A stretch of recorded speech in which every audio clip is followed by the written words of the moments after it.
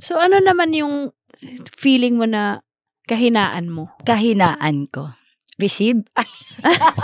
Very specific pala. Oo. Yun, target nyo ko lagi. So, ano ba yung dream mo? If hindi volleyball, ano yung dream? Singer, syempre. Wow! Oh, sample, guys! Sample. So, ilang talon ang naitatalon mo sa isang laro?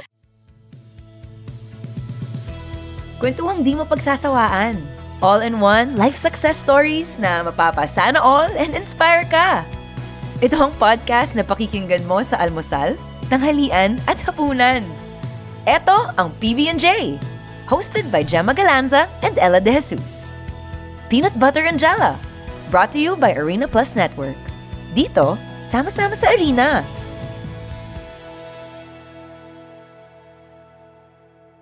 So, for today's episode, ang kasama natin ngayon ay alagang Rebisco din to. Oo. 'Di ba? Ito ay nagsisikap. Ay, ang taray. Taray. Ang bilis mo doon Ay, Batak din to. oo. Batak. At syempre, din to, madami na ring MVP ang nakuha nito sa volleyball career niya. Diba? Tsaka pala buhat yata to ng ng volleyball team, no? Oo. Sana all kaya, no? Kahit di ganun katangkalan, pero kaya niyang bumuhat ng team. Oo. Sige, pakilala na natin ang guest natin for today. Of course. Ayan ang guest natin, ang nag-iisang Cici Rondina. Yes! Grabe, parang kargador naman ako yung pag-introduce niyo sa akin. Nagbubuhat. Maraming salamat sa pag-invite. Yes. Kumusta ka naman? Alam mo, tagal natin din nagkita. Ito, kulot. Ay, ano ba? Sino nagkulat sa'yo? Kwento mo. Si Gemma, salamat. Dyson, baka naman. Nananawagan po siya. Yes. Ay, yung last natin, nagkasama, nanood tayo ng sine, no? Oo, yung sa... Ano ang pinanood natin nun? Love yung story. umiyak sa Ate Che, Unhappy for you. Ayan. Kasi fan siya ni Julia. yung Josh Lea. Yes. So, hindi ka na tayo mapalabas sa sinehan. Ang ingay kasi ni Tang. Si Tang. Tawa ni Tang. Oo, sobra. So, kamusta ka naman ngayon? Ang mga nakikita ko ngayon, lagi sa'yo nag-workout ka, ganyan. And mga inspirational quotes mo sa mga post mo, di ba? Pero ano ba ang pinagkakabisihan ng Cici Rondina ngayon? Siyempre, rehab. And, yan nga, lagi lang talaga akong nasa gym. Di ko alam, parang every time talaga na may free time ako. Sa gym ko na lang siya nilalabas. And, ayun, pahinga, pag walang training, and mga ganito, ganap, salamat. Nakalabas ako sa bahay. Thank you din, binigyan mo kami ng Nakakapito oras. mamaya, ano ka ba? Actually, lagi ko siya nakikita sa gym. Oo, nakikita kami. Ay, hindi kasi pag free time ko din, din ako, lagi rin ako nasa gym. Oo nga, hindi ka lang nagpo-post. Ikaw, pag free time, anong ginagawa mo? Ako, more on mental therapy, ganyan. Kasi, iba, syempre nandiyan naman ang pag-weights, ganyan, mga extra workout. Pero more on mental, Ako kasi syempre, di mo makausap yung mga weights pag nasa baka mamay baliw na ako, pag kinakausap ko na yung mga weights dun sa amin. Pag umabot ka na doon, ibang level na yun. Na baka hindi mo na ako nakikita ngayon. Kailangan na ng ibang tulong yun. Oo. Ayan. So, nung national team, ikaw ba, naisip mo ba na magiging close tayo? Hindi ko naman iniisip. Pero alam ko na may bago akong matutunan from you. Wow. Yun yung, si Gemma. Wala sa isipan ko yung magiging friends tayo, yung magiging close tayo. Parang, ang nasa isipan ko lang, teammate ko to, and may matutunan ako. Ganun lang. Tapos, ayun, this play approach. So, ano ba yung mga sa tingin mo, common grounds natin? Like, ikaw, sa tingin mo, anong common grounds natin with Alam mo, Cici? hindi kasi kayong dalawa, pares kayo nakakatawa. Club ba kami? Hindi. Naalala ko kasi nung national team, syempre, magkasama kayo, diba? So, nandito ako sa Pilipinas. Tapos nagugulat ako, may message ako ni Cici. First time ever yun na parang nag-notify sa phone ko, Cici Rondina. Tapos alam mo kung ano sinasend niya? Mga kalokohan mo. Tapos tawang-tawa siya sa'yo. Oo, bentang-bentang nga ako kay Cici. Tapos ikaw din naman, yung mga laman ng kwento mo, tungkol din kay Cici na nakakatawa si Cici, ganyan. So, feeling ko pares kayong funny. Oo. Ewan, kasi, feeling ko ang same tayo. Yung, natatawa tayo sa mga nonsense na bagay. Nagkiklik tayo talaga sa ganun. Parang, pag may, alam mo yung pag hindi nakakatawa. Mm-mm. Support ka. Oo. As, alam mo yun yung save natin. Diba? Support system pala. Magjo-joke ako ng hindi nakakatawa. Siya unang tatawa, gano'n. So, parang walang hindi magandang joke sa amin. Pag kami yung nag-share. Ano ba? Galing mo talaga. Pero sa naman, mindset. Like, sa tingin mo, anong pinagkakaparehasan natin sa mindset? Like, volleyball, sa life, love life? Ay, wait lang. Medyo malalim yung love life. Baka maiyak si Sisi sa love life. Ako, pagdating naman sa mindset, yung una kong, dun ko nakita na, ay, same tayo ng gustong mangyari, lalong-lalo pag naglalaro, is, yung Indonesia, parang battle for third, yun. Lamang na yung Indonesia ng mga ilang double digits nata, yun sobrang layo na namin. Pero nung pinasok si Gemma, nakatulong talaga siya sa likod. Sabi, same talaga kami ng gusto. Kasi every time na pumapalo ako, wala siyang ibang sasabihin. Sige sis, patayin mo lang dyan. Alam mo yung push lang talaga kami, push lang siya ng push sa akin. So, pag ako nasa likod, ginagawa ko yung ginagawa niya sa likod kasi sobrang depensa talaga niya. Tapos, sabi ko, tumambay ka na dyan sa harap, kami na bahala sa likod. So, parang ganun, same kami ng gustong mangyari lang, lalo na sa ugali. Maikli yung pasensya ko. Ito mahaba So, ayun, yun yung nakitaan kong pareho tayo, lalo pag naglalaro. Di ko alam lang sa mga ibang aspect. Pero, overall, yung nakikita ko na is yung palaban tayo. Lalong-lalo na sa paglalaro. Isama naman natin si ate. Kamusta naman yung natin, diba? Ako guys, okay lang ako. Common natin. Anong common na? PB and J. Pero feeling ko kayo same fun. Kayo yung mag-joke. Nonsense kayo mag-joke. Pero nakakatawa. Hindi ko alam kung masaya ako dun sa common ground na gano'n. Oo. Pero joke lang. So, eto kasi, yung goal ng podcast namin na to is para makilala yung mga guests namin yung off the court, you know. Syempre, baka iba, nakilala ka na nila as Sisi Rondina na MVP, ganyan, ngayon. Part ng national team, di ba? Pwede mo ba kami ibalik dun sa yung Sisi na galing sa Cebu? Kung paano ko nagsimula dun? Ayan na. Tissue daw, tissue. Paano nagsimula sa volleyball ba? Ganun. Okay. Lumaki ako sa tabing dagat ng taga Cebu ako, and yung place namin nasa tabing dagat. So, sobrang simple lang ng buhay namin doon. And lumaki rin ako na 14 years. Wala yung nanay ko sa tabi ko. Ito na, nagsastart na. Lumaki ako na hindi ko katabi yung nanay ko sa mga, hindi ko kasama sa mga celebrations, ganun. And isa yon sa mga nagpatatag talaga sa akin na kasi syempre ang hirap ng buhay talaga dun sa amin way back nung wala pa tong kung ano man ako ngayon. And alam mo yun, bata pa lang marirealize mo na ito pala yung life na binigay and kailangan mo siyang tanggapin. Kasi sa sobrang hirap dati, ako proud naman talaga kung sabihin talaga to. Kasi ito rin yung isa sa mga nag-push sa akin na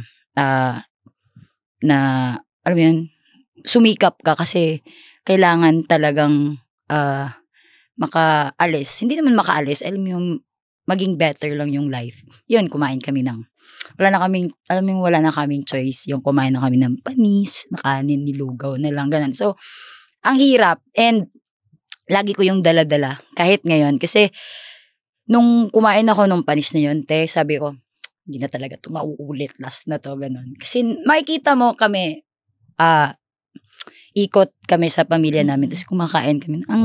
Ang sakit sa feeling na wala na talagang, kahit yung parents ko na makikita, syempre, mas masakit yun sa parents kasi pinakain nila yung anak nila na ito. Kasi wala na talaga.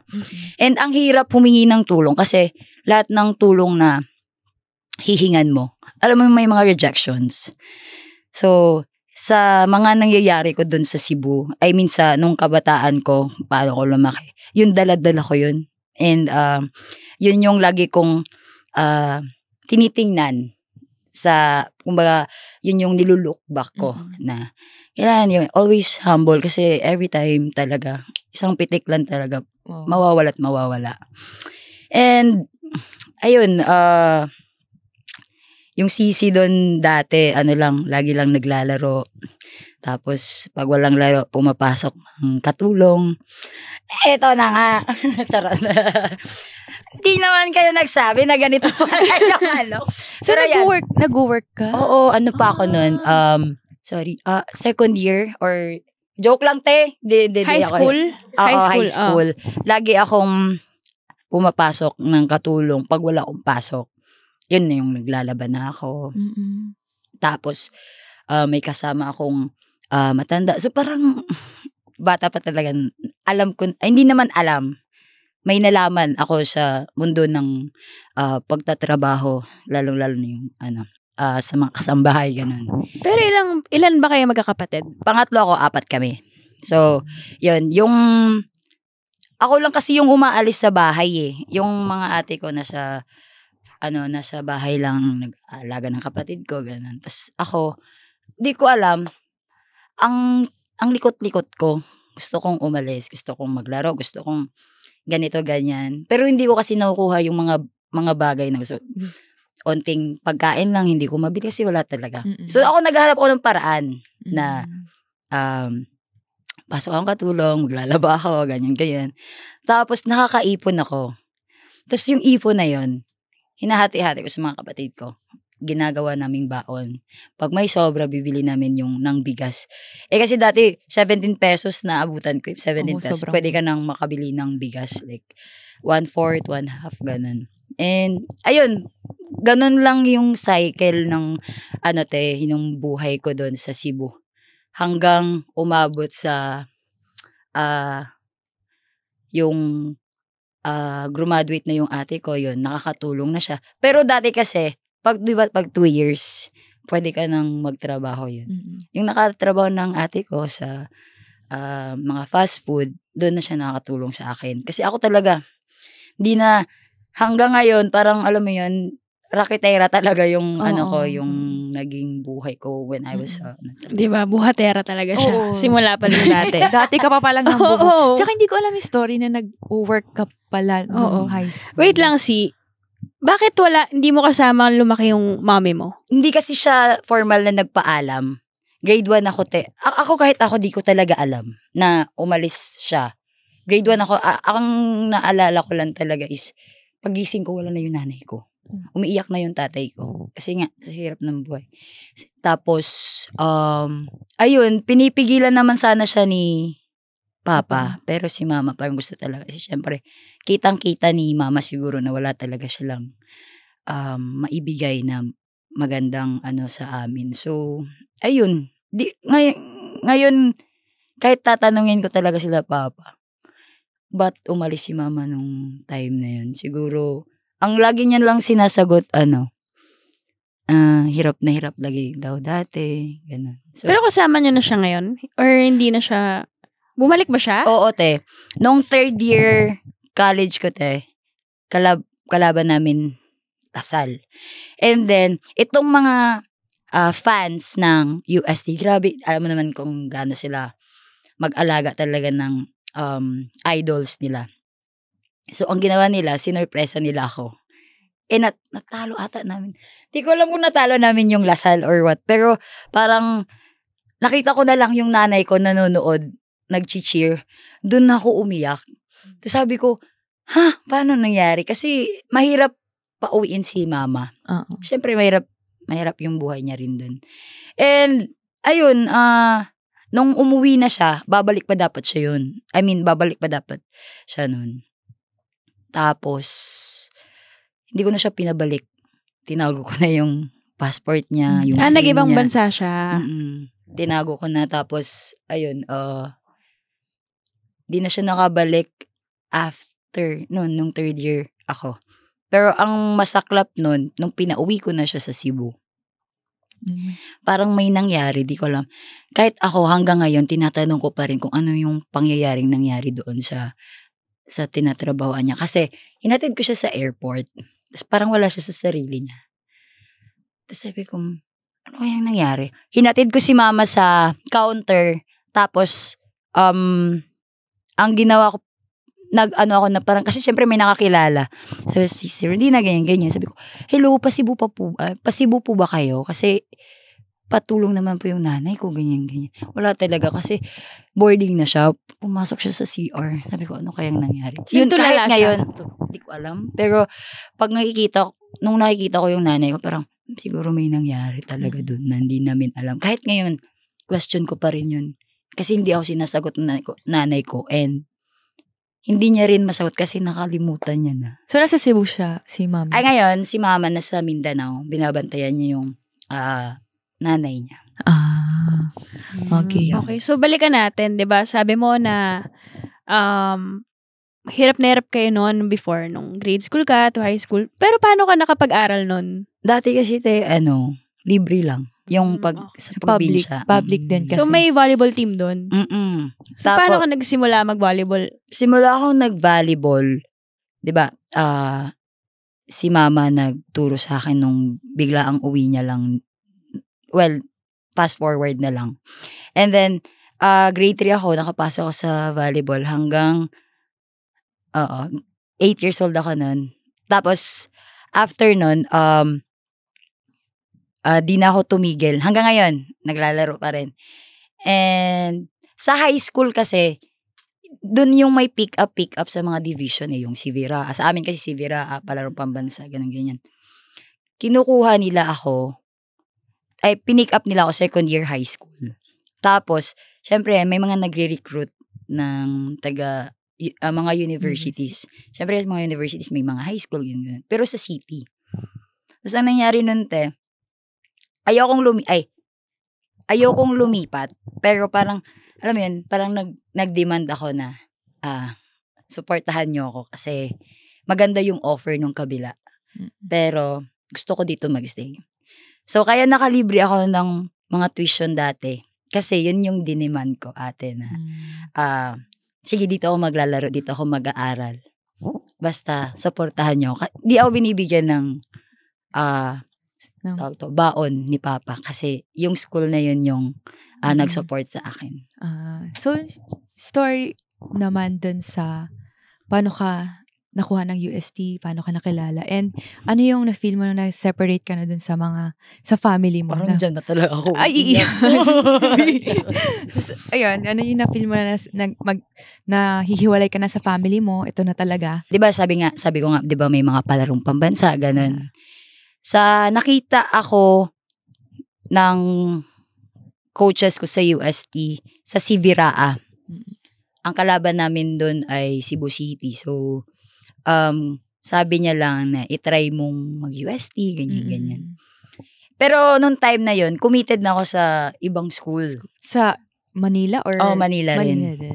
Tapos, after nun, sabi ko, coach, committed na po ako sa ganitong school, pero sige po, try natin, ganyan. Ang tagal kasing mag-update nung school na yon. So, pasukan na dito sa Manila. Syempre, ako parang, halasan kaya ako mag-aaral kasi hindi na ako in-update nun. Tapos, after nun, ang dami ko nang naririnig na ganito, ganyan. So, sabi ko, Coach D, sige, tuloy po natin yung kumuha na ng ticket, ganyan. Pero yung goal nun is, titingnan lang yung ambience, ganyan. Titingnan lang yung kultura ng UST, ganyan. Tiniming, kinabukasan, may ustet.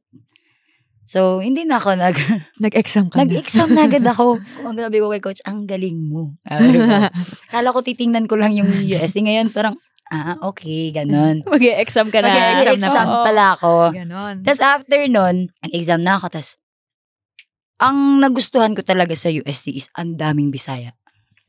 Sobrang daming, sabi ko, kung dito siguro ako, hindi ako ma-homesick, ganito, ganyan. So, decided na. Pero, wala pa akong nun, wala pa akong mga, di ba may mga mga requirements, diba yung Form 137, ganito, ganyan. Wala pa. Pumunta ka nga lang dun. Oo. Bigla-bigla. Ano lang, letter Exam lang ka na yun. nga lang. Oo, Bigla-bigla. exam na siya agad. Oo. Letter lang yun. Oo. Ang ginawa, ayaw bigay ni Papa Mm. yung card ko. Kahit naka-exam na ako doon, ayaw niya ibigay yung Form 137 ko. Tapos, sabi, Bakit? gusto niya kasing liligawan siya mismo. Ay, antaray. Dalagang Pilipinas si Ganon. tatay. Niligawan siya ni Coach D. Sabi ko, bakit? Siyempre parang gusto ni Papa na formal magpaalam. Alam ko kung sinong taong hahanapin ko pag ano nangyari ganon. Totoo naman. Ang binitawang salita lang ni Coach D, hindi po kayo magsisisi. Na binigay niyo po yung anak niyo sa UST. Ganon. So, kaya ka naging Naging sisi? sisi. Hindi. Mali! Tala ba yun? Wait, bakit nga ba siya naging Oo nga, sisi? bakit nga Ano nga ba? sisi? Oo nga. College Bakit pa lang nga? sisi ka na? Okay. Bata pa kasi ako dati. Wala, di ba? Mahirap yung, sobrang hirap ng buhay. Nasa Dalampasigan lang naman kami, malapit nakatira, ganito. Dadala lang kami ng kanin, suka. Hahanap namin ng mga malalaking bato na may nakadikit na mga talaba. Is yung maliliit nun, tawag nun sisi. Tapos, dun ako kumakain. Dun kami nagla-lunch. Minsan pag wala na talaga, dagat na lang yung pinupuntahan namin. Tapos, ayun. Kaya naging sisi kasi inaraw-araw namin yun dati. Wala talaga kaming makain. Kaya, sisi girl. So, sabi mo nga, di ba, ikaw yung una-una nag-work sa inyo sa family. So, kailan mo na-feel yung need to step up for them? Siguro ate, nung time na nakita ko, di ba si mama, nag-ibang bansa na. Siguro nung nakita ko na 6 yung dinadrive ni Papa sa isang araw. Dinadrive na? Na, drive siya sa ambulansya. Tapos pag, kumbaga ba, kung libre siya sa oras na yun, tapos pwede siyang mag-drive, ida-drive niya yun para makaipon lang siya ng pera para sa baon namin kinabukasan. Kasi dati kasi bigayan lang. After mong magtrabaho, bigay agad yung oras na payment, ganun. Doon ko na-real, doon agad ako parang nag-push yung sarili ko na kailangan ko tulungan si Papa. Kaya yun yung mga time na yun nga, naghahanap ako ng paraan makatulong. The time na nakilala ko kasi yung volleyball, nung nag-high school na ako, di ba may mga guest player yung mga ganun sa mga baranggayan. Kinukuha nila ako. Pinakamalaking pera kong nahawakan is 8K. Sa Bacolod pa yun. Nagkalaro pa kami nila Pons nun after palaro. Tapos, hindi alam ni Papa na nasa Bacolod ako. Ang alam lang ni Papa, nasa Cebu ako naglalaro.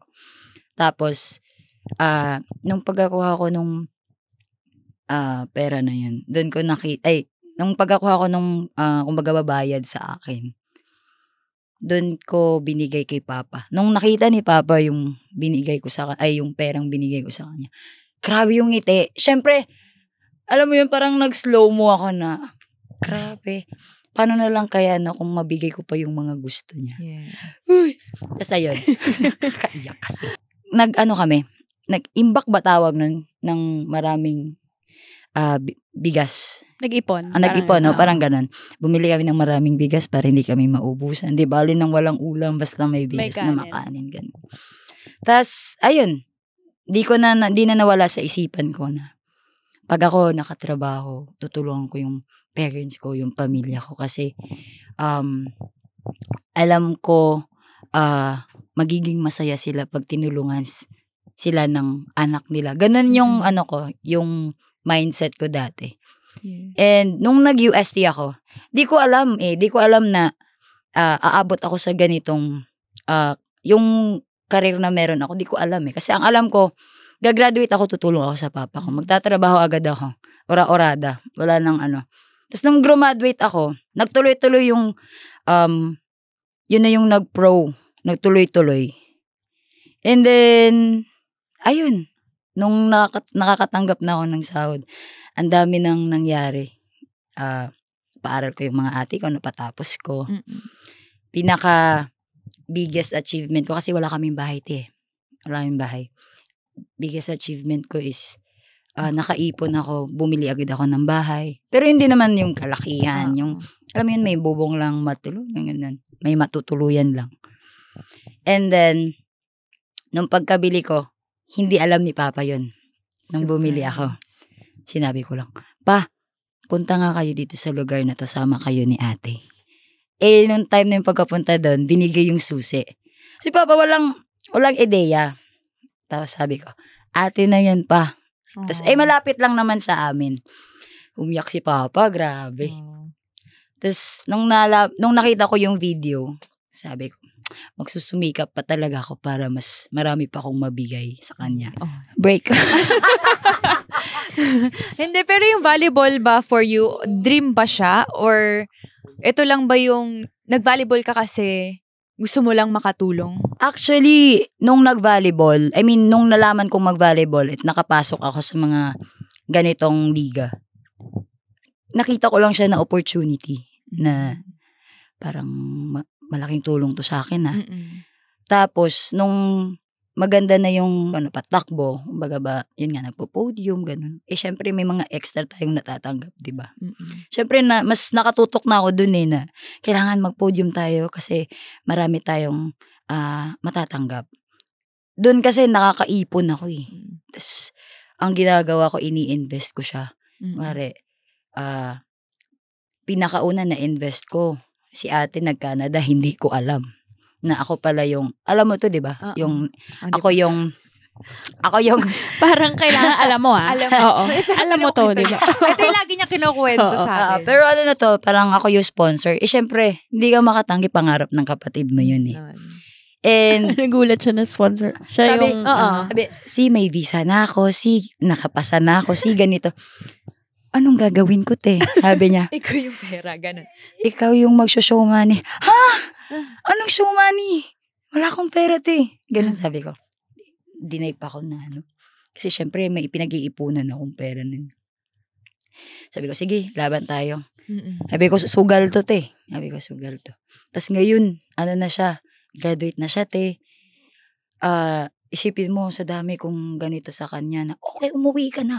Nakakapagod na ganyan. Pero ito, ayun, nagtatrabaho na siya dun. So, grabe, talaga. God is good talaga yung tipong pag may tinulungan ka, triple yung binabalik. So, ano ba yung dream mo? If hindi volleyball, ano yung dream? Singer, syempre. Wow! Sample, guys! Sample. Oy, joke lang. Wala akong Dati gusto kong magpulis Ay, parang nakikita nga kitang pulis. Kasi diba? Oo. Kasi, palaban tayo. Oo. Hindi kasi, syempre, may time kasi yung ate ko sinundan ng lalaki sa amin. Akala ko ng pulis. Ng pulis. Kilala ko yung lalaking yun kasi kaibigan ko yun syempre parang lasing or ganun. Katingin lang akong ganun, sabi ko, pag ako talaga, magkatrabaho, pulis talaga kunin ko. Pulis talaga tatrabahuin ko kasi. Hindi, pero yung nag-trigger sa'yo is yung sinundan ng yung ate ko. Di ba kaibigan mo nga yung sabi mo kaibigan mo yung lalaki? 1 a.m. Tumatakbo yung ate ko. Bilisan mo. Bilisan mo. Baka kasi mahimatay siya sa sobrang Kasi pag ganito lang, good luck. Gaganon ka na kasi mahihimatay na siya. Ganon siya parang ang bilis niyang mag-collapse pag natatamaan yung mga trigger point ng katawan natin. So, napunta na siya sa, volleyball. Yes. So, volleyball na yung, yung dream na pinursu mo, diba? Ay, oo. Kasi nakita niyang opportunity para makatulong sa family. So, napunta ka na nga na UST. So, syempre, yun din yung first time na nalayo mo sa family, diba?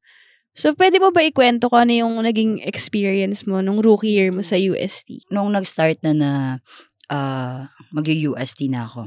Ang saya ko kasi syempre, ito na yung way na makatulong ako sa pamilya ko. Tapos, tumagal ng tumagal. Hala, namimiss ko na yung pamilya ko. Sabi ko, Coach, ayoko. Nag-decide talaga ako na ayoko na. Ayoko na talaga, Coach. Gusto ko na lang doon sa Cebu. Marami naman pong magba-volleyball doon. So, nung time na gusto ko nang umuwi, sabi ni Coach, sige, umuwi ka, bibigyan kita ng 1 week. Tingnan mo lang lahat. Kung pag umuwi ka, may mababago ba? Ganun. So, umuwi ako. Pagka uwi ko, 3 days pa lang bumalik na agad ako sa UST. Sabi ko nga, oo nga no. Walang mangyayari pag umuwi ako. Hindi ko rin matutulungan sila papa. Kasi wala rin naman akong magagawa kundi manood lang na nahihirapan sila ganun. So yun, bumalik ako ng UST. Pinagpatuloy ko kahit iyak ako every night hanggang nasanay na lang ako. Ayun. Anong in-advise sa'yo ng papa mo nun? Sabi niya lang, sige, uuwi ka. Ito pa rin kami. Hindi ka rin naman makatrabaho kasi hindi ka pa naman graduate. Tas, ang sabi niya lang sa akin, sige, tapusin mo lang yan. Uwi ka kaagad dito. Yan lang yung pinangako niya sa akin. Tas ngayon ayoko nang umuwi. Kasi natatakot ako sa eroplano. So, first year, line up ka na ba? Oo. Line up ka na, di ba? So, syempre, first year mo palang talagang nakikipagsabayan. Kasi kasabay mo si EJ nun. Sino ang kabatch mo pala? EJ, Dimdim, Rika, Tin Francisco, Sara Verochao, Isa Alterado. Yun na lang yung naalala ko. Dami. Pero yun, siya, hindi ka pa first 6 nun, pero pag pinapasok ka talaga, bongga ka talaga, sis. Di ba? Kung hindi ka bumalik ng Manila, hindi natin makikita si... Magka-batch ba kayo? Hindi. Ayun, ang weird, kasi magka-age tayo, pero hindi tayo magka-batch. Sa playing year, bakit ganon? Hindi ko alam. Nauna ka. Bakit matanda na si Sisi? Bakit matanda kasi ka na? grade 1 ako, umulit ako eh. Grade 1 ako, umulit ako nung, kasi ayokong mapahiwalay sa nanay ko. Ay, sa tatay ko. Ayokong pumasok na wala si papa, wala yung ganon. Kaya kaya na-late siya. Nag-stop. Tapos babalik na lang ulit. So, ano yung naging mindset mo nung, di ba, ganun ka, na parang gusto mo na umuwi, nabubuli ka, ganyan. So, di ba, nung nakita natin yung laro mo, ano yung naging mindset mo para mawala yung ganong feeling? Si Papa lang. Si Papa mo lang. Sabi ko, para kay Papa to, na hindi na mahirapan sa pamilya ko. Ganun. Doon ko rin natutunan kung paano mawalan ng pake. Kasi kahit di ko kasi kakilala. Di ko kakilala, pero pag kunwari nakikita ko, syempre, yung respeto andun. And, syempre di mo alam kung ano yung pinagdadaanan ng tao. Syempre, alam mo yun, may concern ka pa rin kahit paano. Pero, nung nangyari sa akin yun, bahala na kayo. Sinasaktan nyo rin naman ako. Parang ganun yung ko, parang yun yung hugot ko. Doon ko natutunan mawalan ng pake sa mga sa surroundings ko. Kasi alam mo yun, parang naramdaman ko agad yung nakipagsapalaran ako dito. So gagawin ko to para sa sarili ko kasi walang ibang tutulong sa akin kundi ako lang. Kasi alam ko pag matatapos ako dito, magiging masaya yung pamilya ko. Ganon.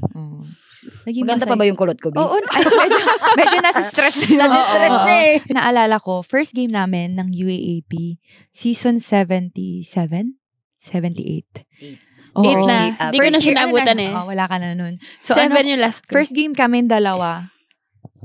Grabe, palang-palo si sis. Wait, first 6 ka na nun? Yun, first 6 na Coach siya. Kung Fu o yung head coach. Nung si Coach Kung Fu na yung naging coach, wala akong ibang ginawa kundi magpalakas. Alam kong gagamitin ako pag tinrabaho ko to. Sabi ko nga, every day is an improvement day. Kuwari, may mga bagay akong hindi nagawa yesterday, dapat ngayon magawa ko yun isa-isa. Ganon yung mindset ko. And hindi ko rin in-expect na nag-guide din talaga ako siguro nung mga coaches ko. Kasi wala akong receive. Kahit naman ngayon. Ano na lang, alam mo yun, pa-timing. Ang ginagawa ko, tinatrabaho ko kung saan ako malakas. And tinatrabaho ko rin kung saan din ako mahina. Paunti-unti. And isipin mo, everyday ko yung ginagawa. Sa 1 week, 6 na araw ko siyang ginagawa. And siguro, ano din talaga yun. Wala akong ibang inisip kundi tumulong sa team namin. Season 78, ayun. First game namin ever yun against UST. Tapos, 5 sets. Panalo kayo na. Kami panalo. Thank you. Yung mukhang hindi na niya naaalala. Hindi kasi kami dalawa yung nag-aanuhan. Showdown. Taray. Face to face. Tapos Riri Meneses. Ayun, pag si Riri ang katapat, lagi talagang may angasan. Sinabi ko sa'yo, nandun po ata si Alcuino. Ayan, silang dalawa ang nag-aangasan.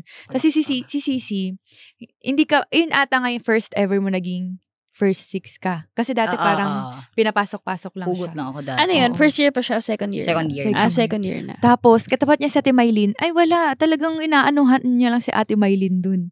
Talagang pinapaluan. Wala akong pakialam talaga nung... yun, diba? Walang pakialam, guys. I mean, pag naglaro, Oo. nasa taas, doon ko rin siguro doon ko natutunan din paano pumalo ng out of system. Kasi taas mo lang, papaluin ko. Yung game na yun. Oo. Kasi ang hype ng mga tao, Oo. ang ingay. Tapos meron pa dun. Kayo nung next, Ateneo next nun sa atin eh. Lasal. Ay, kayo. Ateneo. Kasi after nung game na yun, may fan. Sabi niya, wala kang kwenta. Di harap-harapan. Tapos As ako in? wala kang kwenta. May fan na ganun? na-encounter na gano'n. Oo. May ganun. Ano sabi mo? Thank you po. Ganun. Nag-thank you na lang. Thank you po. Alis na po ako ganun. Kasi malapit yun sa alam mo yung pirmahan, dun siya eh. Doon kami dumaan. Dito yung talaga. Sampalin Hindi ko kasi kaya pag to. hindi mo kilala si Sisi, tapos nanonood ka lang, medyo mapipikon ka sa kanya kasi seryoso lang siya. Tapos as in, lalo na first year mo talagang para kang siga sa loob ng court ganun. Pero hindi ko naman siya nakikita yung nag-aangas eh. Ay, hindi siya Talikod nag-aangas. lang talaga. Pero ganun Oo. lang talaga siya. Tapos, syempre, yun niya yung, Seryoso siya lagi. seryoso Facial siya. expression ko rin Oo, siguro. yung B. expression niya. Kaya nga, di ba sinabihan kita, lagi ka nang umiti. Hindi Pero kasi- bakit? May story behind ba kung ba't lagi ka lang nakasimangot? Hindi. Ano talaga siya? Normal ko siya. Normal na siya. Hindi mo napapansin. So, Parang hindi ka talaga naiinis or nagagalit. Talagang ganun ka lang minsan. Ganun lang. Ah, Normal ko yun, B. Okay. Tsaka para kasing goal sa akin pag napalo ko. Tas, Ayun. parang mas- celebrate ko siya. Celebration ko siya. Pero, ba't ganun kasi? Kahit ako tinatanong ko sarili ko. Hindi, pero ngayon umiitik ka na. Okay. Di ba? Sabi mo, di ba? Ah. Ganun lang. Oo. Okay, kalma. Pero pag patalo, wala talaga naman ganito talaga yan. So, may time na napipikon ka? So, Sabi- ilan yun? So, pikon ka. Alam mo ba, sa training, si Tang Tang, Ayun na. kasi minsan lalo pag di ako palo ng maayos. Sabi ni Tang Tang, kalma lang. Sabi ko, hindi kakalma to. Gaganon. Hindi, walang kakalma. Anong nangyayari sa akin? Gumaganon ako. So, sabi ko naman sa kanya din dati nung hindi ko talaga na tatago yung emosyon ko. Sobrang, makikita mo yung vulnerable side ko talaga pag dating sa emosyon. Hindi ko natatago talaga. Kahit maliit na bagay, tas alam kong may siya sa akin, parang parang associate siya sa akin. Ang bilis kong masaktan. Kaya Yes. Parang nauubo tayo. Oo. Parang may gusto siyang sabihin. Oo, wala. Gusto mo Yun. na ba sabihin? Off the record. Okay. Pero yun, ang hindi ko pinaka weakest side ko is itago yung mga nararamdaman ko. Pero hindi ka natatakot na nakikita nila yung weakness mo? Hindi. Kahit may times 'di ba parang iti-take advantage nila yon. Pero hindi naman ako nagpapadala. Meron lang siyang linya hanggang dito lang. Pero pag alam kong may something na ay wala na, tanggal na, laban na ulit, ganun. Hindi ko iniisip talaga yung ibang tao talaga. More on self-improvement. Every time na may matutunan ako sa ibang tao kung saan man team ako mapasok, I'll make sure na bit-bit ko siya palagi. And ipapakita sa mga young ones, lalo sa mga kasama ko. And may mga times, siguro isi-share ko lang siguro nung napagsabihan ako ng coach ko sa Beach Valley na lumaki yung ulo ko. Pero aminado naman ako nun. Kasi, syempre, nung time kasi na may sahod-sahod na, wala akong ibang ginawa kundi parang nag-focus na. Kasi sa college dati, di ba? Pwede tayong maglaro sa mga pro. Nung time na yun, nakatanggap ako ng sahod. Parang hindi ko na pinansin yung yung UST. Lalo nakafocus na ako sa pro. Tapos sinabihan ako ni coach, hindi ka na nakikinig sa akin? Masyadong malaki yung ulo mo. Ganun. Pagka ganun, birthday ko pa yun. Masabihan ka nun, birthday. Happy birthday! Gift, diba? What a birthday gift, sabi ko. Doon na nag-start 3 champion kami. Sunod-sunod. Tapos nag-MVP ako. 3 sunod-sunod din na MVP. Tapos after nun, sabi niya, you're back. Sabi niya, parang bumalik ka na. Ganun. Huwag mo lang kalimutan yung mga pinaalala ko sa'yo. Kasi may pinangako ako sa tatay mo. Ganun. So, alam niyo ba kung paano ako umabot sa MMK? Ganito kasi nangyari. dapat kasi wala. Hindi ako papayag nun. Hala, nag-trending siya kasi may nagpa-hashtag sa Twitter. Mga Tomasian community. Hala, umabot na sa sa kabilang bakod, like kumari sa ibang bansa na. Tapos nag-trend talaga siya. Kaya pinush na ilabas sa MMK yung buhay ko. Pero ayoko talaga kasi nung tinanong ko yung kapatid ko, ayaw nila. Sabi ko, hindi kayo yung mag-a-acting. Akala na siguro kasama sila. Kaya ayaw nila? Ayaw nila. Sabi ko, bakla, hindi. Ayaw mo na, ikaw ang sisi talaga doon. Sabi ko, sabi niya, ayaw namin kasi makita sa camera. Hindi, ipoportray lang yung natin. Umayaw talaga sila. Sabihin ko, hindi nila kakayanin yung story ko. Taray. Pero willing kayo if ever, ilabas yung buhay nyo. Kasi si Pons din dati. Inano din siya? Oo, ayaw niya talaga. Ayaw niya. Baka akala din niya siya mag-act. Sabi, dapat pinush niya kasi yun yung mga gusto niya. Filipino, teleserye. Ponzi, maling-maling nag-no ka. Oo. Di sana napapanood mo yung sarili mo. Pero dati daw yun kinwento niya sa akin. Dati, gusto ko kunin na MMK, ganyan. Ba't di ka pumayag? Ayoko talaga, nahihiya ako. Baka nga talaga siya yung mag-cover. Akala niya siya Mali arte. ka doon. Ako naman may tanong sa inyo. So, kung magkaka-MMK kayo, sino yung gusto yung magdala? Artista? Sino? Ikaw muna. Ay, ako. Ang hirap naman. Hindi naman maano. Ako siguro si Ann. Ay, nang agaw pa. Yan naiisip ko.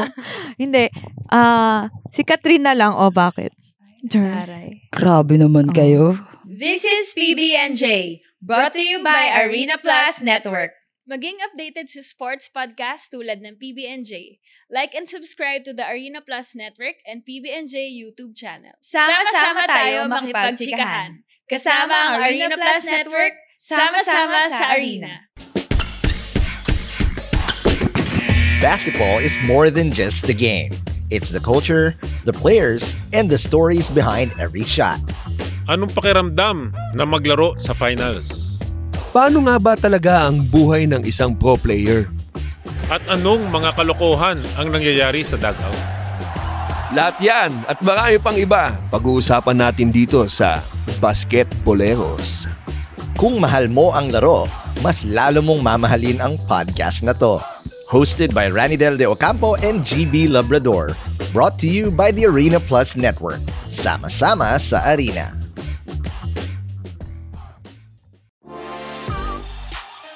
From buzzer beaters to blockbuster trades, this is your front row seat to the NBA. Here at Pinoy Step Podcast, we go deep into every play, every move, and the insider stories you won't hear anywhere else. All the highlights, all the hot takes, walang mintis. This is the Pinoy Step Podcast, powered by the Arena Plus Network. Sama-sama sa arena.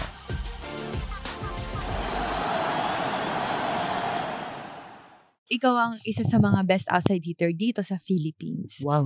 Bakit? So, Tapos syempre, yung nagsabi isang best outside hitter hindi din sa tayo Philippines. ganon. Hindi, pero syempre ngayon, madaming mga new generation na pumapasok. Like, Bella, Belen, Angel Canino, ganyan, di ba? So, anong nafe-feel mo? Like, nape-pressure ka ba or excited ka bang maharap sila and makipagsabayan sa kanila? Ako naman, excited ako sa kanila kung paano nila buuin yung pangalan nila sa mundo ng pro. Yan yung pinaka-excited akong makita and paano sila maglaro as a pro professional na. And ako naman wala. Kasi dumaan din naman tayo. And I think naman siguro yung mga yung mga nakakatanda sa atin na mga open hitter, siguro ganun din yung mga naiisip nila. Pero ako wala. Kasi, aabot din talaga tayo sa time na, oops, dito na lang. Yung ganun. And, tanggap ko naman na kung saan lang tayo aabutin ng career natin. And very excited ako. Actually, excited ako na makasama sila or makaharap sila sa mga laro. Kasi yung training kasi natin, iba sa training ng generation ngayon. Kung paano sila mag-improve, sobrang iba sa improvement na nakuha natin dati. Parang ngayon kasi ang volleyball sa mga bata, ang bilis na lang laruin. Sa atin, ang hirap-hirap pa dati. Kaya, excited ako sa kanilang lahat na pag pumasok sila sa pro. And, syempre, excited ako sa kanila kung paano nila matulungan yung sarili nila. And paano nila ma-benefit yung mga natatanggap nila sa mga taong gusto nilang pasayahin. Excited din ako na makita sila makalaro ngayon sa PVL. I mean, after nila ng UAAP. Kasi, syempre sa UAAP, parang comfortable tayo sa team natin, sa coaches natin. Like, alam na nila yung laro natin. Pero, pagdating ng pro, parang dun ka din susukatin kung gaano ka kagaling na player or as a person. Kasi tayo parang hindi na rin naman tayo masyadong cargo ng coaches natin kasi matatanda na tayo. So, may sarili-sarili tayong kondisyon. So, ayun, excited ako sa kanila na kung paano pa sila mag-grow ng sila na lang. Ganyan. Wala nang guidance from, di ba? Kasi dati sa UAP natin, tanungan pa ng mga coaches. Kumusta ka? Ganito, ganito. Ngayon, parang, di ka magsasalita. Baka walang problema sa'yo. Parang ganun. Tsaka iba na din kasi yung level din ng competition, di ba? Ng UAP to pro. Yes. Parang akala mo, ganun lang. Pero pag nakarating ka dun sa, sa pro, parang shit, sobrang iba pala. Oo. Di, tsaka sa pro kasi, sa UAP, kaya mo talagang one-man show. Ganun talaga. Parang ikaw lang pumuntos ng 50 points dyan. Parang kaya pa. Pero pagdating mo ng pro, tulungan. Wala. Ano ka talaga, mamamatay kapag ikaw lang mag-isa. Kasi, nag-iisip na yung buong team. Ganyan. So, tanongin natin si Sisi kung buhay pa ba siya. Oo, buhay ka pa ba? Alive and kicking. So, ilang talon ang naitatalon mo sa isang laro? Hindi, ito. Kasi, di ba, syempre, kitang-kita naman natin yung output ni Sisi sa Chocomucho. Malaki ba sa'yo yung pressure na kailangan bawat game ganito yung kalaki output mo or yung score mo dapat ganito kataas? Ngayon kasi nung na-injured ako, mas dito ko naramdaman yung pressure. Kasi, paano ko kaya tutulungan yung mga kasama ko? And, isa sa mga nagpabalik nung anxious. Ito, yung nagka-injured ako.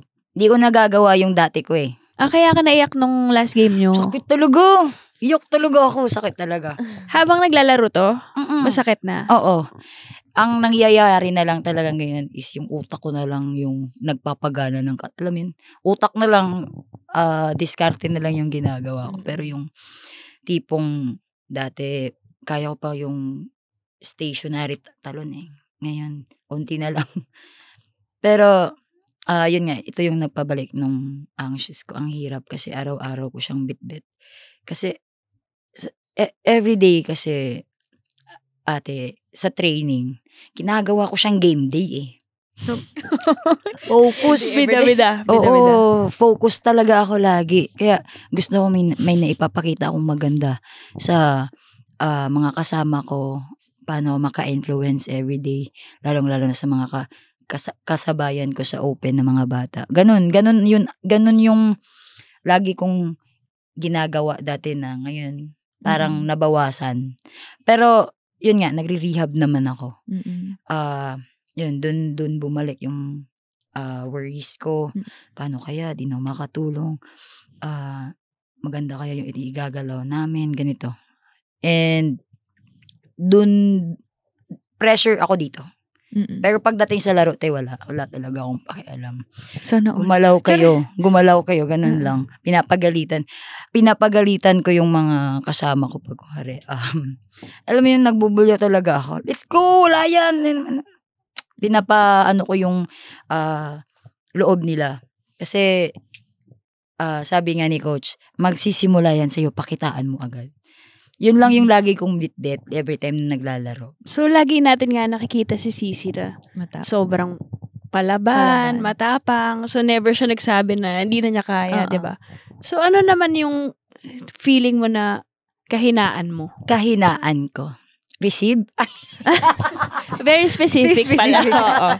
Yun, target niyo ko lagi.